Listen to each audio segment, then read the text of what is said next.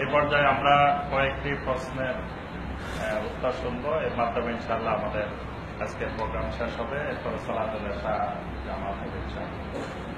প্রথম আমরা যে বিষয়টি জানতে চাইব সেটি হলো, শায়েখ দীর্ঘ অনেক বছর মদিনাতে অবস্থান করেছেন, মদিনায় পড়াশোনা করেছেন, ইসলামিক ইউনিভার্সিটি মদিনা মুনাওয়ারাতে। সেখানে তিনি অনার্স করেছেন, মাস্টার্স করেছেন, পিএইচডি করেছেন।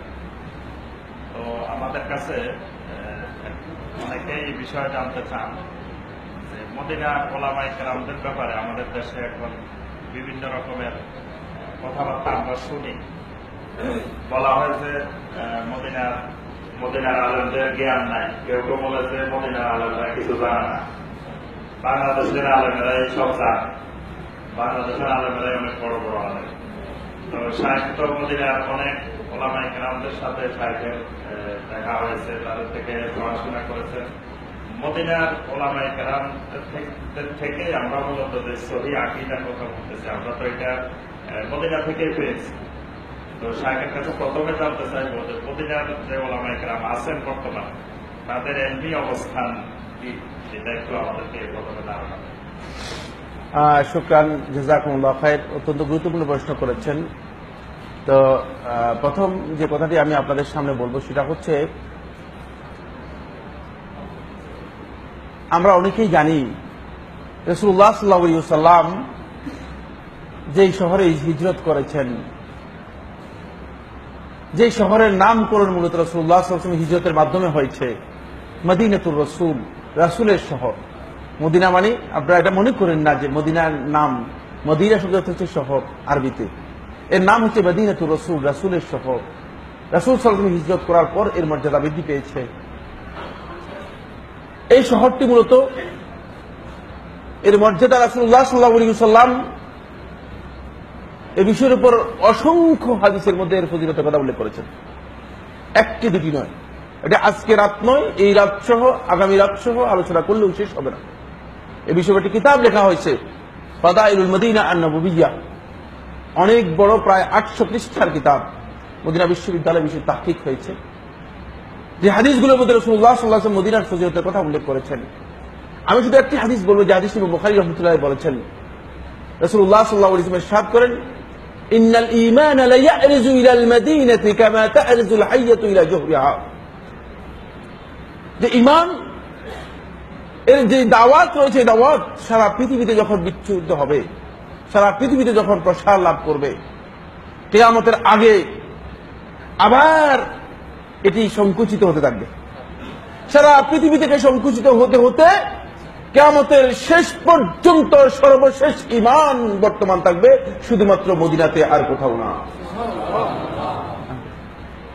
সাপের উদাহরণ দিয়েছেন রাসূল সাল্লাল্লাহু আলাইহি ওয়াসাল্লাম। সাপ যেমন গর্তে মধ্যে আসে, ঠিক মদিনাতে আবার ফিরে আসবে।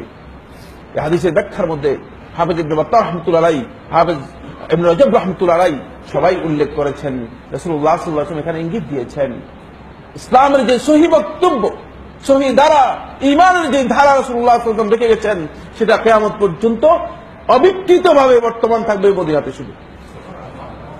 এটি মদিনার সবচেয়ে বড় ফজিলতের বিষয়।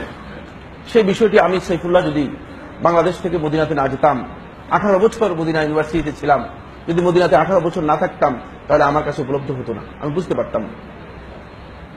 সেখানে আমরা যে সমস্ত আলেমদের সামনে আমরা বসেছি, যাদের সামনে আমরা শেয়ার করেছি, আলোচনা করেছি, যাদের দার্স নিয়েছি, এদের মধ্যে এত যুগশ্রেষ্ঠ আলেমরা রয়েছেন যে এর মধ্যে আমার এক উস্তাদ শেখ মোহাম্মদ মুহম্মদ মুখতার হাফিজাহুল্লাহ তাআলা, তিনি এই যুগের শ্রেষ্ঠ ফকিহ। এ কথা যদি এক বাক্যে বলা হয় তাহলে অতিরিক্ত হবে না, অতিরঞ্জন হবে না। এত বড় আলেম, কতগুলো মুতুন তার যে মুখস্থ আছে, যারা আলেম আছেন তারা বলতে পারেন মুতুন কাকে বলা হয়। কতগুলো মুতুন যে তার মুখস্থ আছে তিনি বলতে পারবেন না। বুঝতে পেরেছেন কিনা? এত বিশাল জ্ঞানের অধিকারী এক একজন আলেমের সামনে আমাদের এখানকার আলেমদের প্রশ্নই আসলে তুলনা করা, এরা কিছুই না, এরা মিসকিন হয়ে গেল। বরং মিসকিন নয়, এক সময় আমাদের এক বন্ধু বলছিলেন, তিনি আপনি বাংলাদেশের খতিব বাঙ্গাল নামে লকব দেওয়া হয়েছিল একজন আলেমকে, নাম বলবো না, আপনার হয়তো ভুল বুঝতে পারেন। তিনি যখন হজে গেলেন তখন তিনি মদিনা ইউনিভার্সিটিতে গেলেন, ছাত্রদেরকে বললেন, বাবা আমি তো বাংলাদেশের খতিব বাঙ্গাল, কিন্তু এখানে শুধু তরকারি বাজার থেকে তরকারি কিনতে পারতেছি না। তরকারি কেনার মতো যে আরবি বলা দরকার সেটা বলতে পারতেছে না। কারণ হচ্ছে মানে আপনার সেই এখানে আমরা সবচেয়ে বড় সমস্যা সেটা হলো আমরা কোরআন এবং হাদিসের চর্চা করি, কিন্তু আমাদের ভাষায় আমাদের ইচ্ছা মতো চর্চা করছি। আল্লাহ রাসূল সাল্লাল্লাহু আলাইহি ওয়াসাল্লামের ভাষায় আরবিতেও আমাদের দুর্বলতা রয়েছে। অথচ আপনি পার্শ্ববর্তী দেশ ভারতে যান, আলেমদেরকেই বলছি, ভারতে যান, এমন এমন আলেম রয়েছে যারা আরবিতে মানে নির্দ্বিধায় বলে যাচ্ছে, বেতলাকা বলে যাচ্ছে, এবং তাদের ভাষাগত জ্ঞান, তাদের ইলম কত বিশাল পর্যায়ে। আমাদের এর কারণ হচ্ছে একটাই, সেটা হলো এই, আমরা অল্পতে মনে করি যে আমি অনেক জেনে গিয়েছি, আর আপনারা তো আমাকে মানে জোর করে শেখ বানাই ফেলছেন। বুঝতে পেরেছেন কিনা? আমি এখানে শেখ হয়েছি, আমার যদি মানে মনে করেন আমার শেখরা যদি দেখে যে তুমি শেখ হইলা কিভাবে।